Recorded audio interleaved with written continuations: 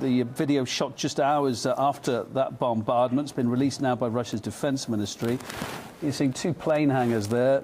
It's focusing in and out, quite out at the moment. The airbase considered one of the most active in the country, equipped with 2 runways, about 40 hardened bomb-proof, they would hope, shelters there. Big questions about how this is going to have a knock-on effect now in the ongoing fight against al-Nusra and ISIS, of course, depending on how much damage has been inflicted there. Some of the Russian side saying, and Charles agreeing with that as well, saying not that much damage. There were planes under repair that were actually hit. But some reports also saying there is a lot of damage there. So, again, we're still trying to get a handle on that as more details come in throughout the coming hours. Let's get more reaction now. Catherine Shackdam, who's Director of Programmes at the Shafaqna Institute of Middle Eastern Studies in London. Catherine, welcome back to RT International. First of all, then, can I ask you, yesterday the UN claimed that there's no evidence about the source of the chemical attack in Idlib earlier on this week. Why has America launched this strike without getting that confirmation first, do you think? Because I think that, a military strike was what Washington wanted all along, or at least, Washington neocons. And I would refer to what President Putin actually said, that it's a violation of international law. The US had no rights whatsoever to actually target a sovereign nation, in this case Syria. It's certainly not on the excuse that President Bashar al-Assad did in fact authorize a chemical strike against his people in Idlib, because there is no confirmation of that. There is no proof of that. Therefore, the airstrike was completely illegal and unwarranted. And again, it just goes to show that the US is insisting on acting unilaterally, regardless of what it could create in the region, never mind Syria.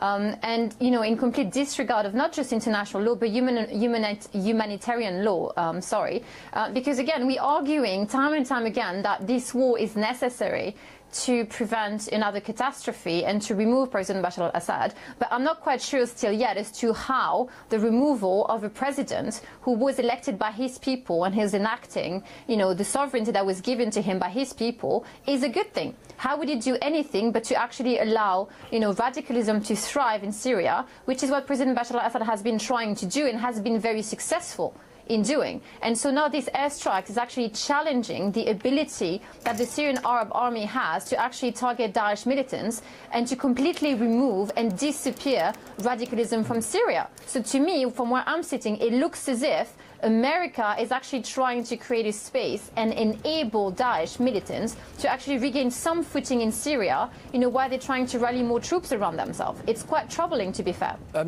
You say America acting unilaterally. It almost feels like President Trump acting unilaterally and made this decision without going to Congress first, bypassing the UN Security Council and any number of other bodies, elected or legislative, to do this. In terms of reaction, there's the UK that's applauded it as an appropriate response. The French and German leaders put the blame solely with President Assad, a message echoed by NATO's chief. Let's just take a quick listen to that.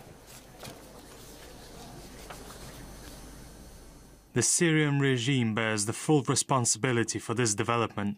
NATO has consistently condemned Syria's continued use of chemical weapons as a clear breach of international norms and agreements. Catherine, with all that in mind, are the rebels and terrorists not to blame at all, then, for what's happening?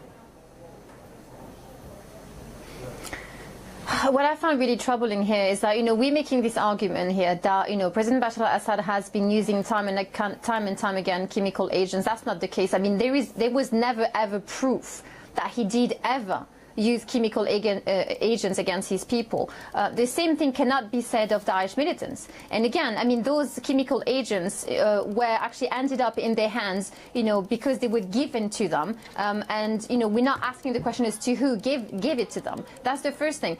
Second of all, if you want to be condemning the use of chemical agents, which is fair enough because under international law it's illegal, then you would have to do it across the board. And again, the last time I checked, Saudi Arabia actually has used chemical agents and depleted uranium in Yemen against civilians. But no one is trying to wage war against them, and no one is authorizing airstrikes against Riyadh, unless I actually missed something. So it's not only hypocritical, but it's actually, they are challenging their own arguments here. President Bashar al-Assad has never done anything outside international law. All he has done is to actually act in self-defense. And trust me, if there was actual proof, real proof, tangible proof that he did use chemical agents, I'm pretty sure that he would be, sitting in The Hague somewhere answering, allegations of war crimes. He's not sitting there, and no one is actually coming forward with proof because they don't exist. It has been debunked many times over, and yet again, you have Washington and other Western capitals arguing, the illogical and the irrational just because they can and just because they have enough airtime to do so.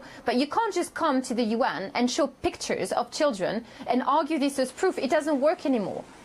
It feels as though President Trump's made an emotionally driven response to this. Whether the consequences have been thought through as to what's going to happen from here on in is quite another matter. The Syrian Armed Forces General Staff says the US airstrike effectively makes Washington an ally of the terrorists. So is that how you see it, or is it at the very least one of the repercussions of this missile strike by the United States will end up emboldening the terror groups?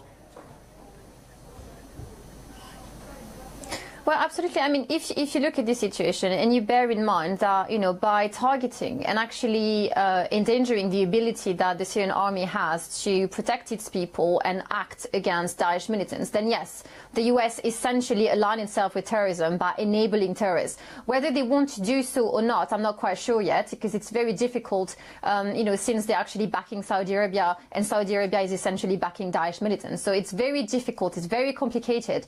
But Washington needs to get a grip here, because you can't try to remove President Bashar al-Assad and not realize that by doing so, by even attempting to do so, you would actually enable and empower Daesh militants. That would mean that the Black Flag Army would have all power in Syria. I don't think that anyone wants to make the case for this situation. It's ridiculous. So yes, they are aligning themselves with terrorism. They need to be very careful, because history will remember.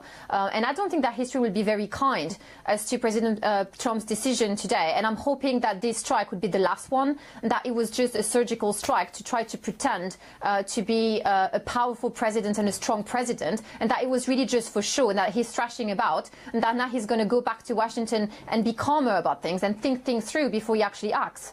The Pentagon says it's going to be a one-off strike, but then this time last week from Capitol Hill, it was all about doing discussion rather than acting militarily. But how that's changed in just a few days. For now, Catherine Shagdam, really appreciate your time. Thanks for coming on RT.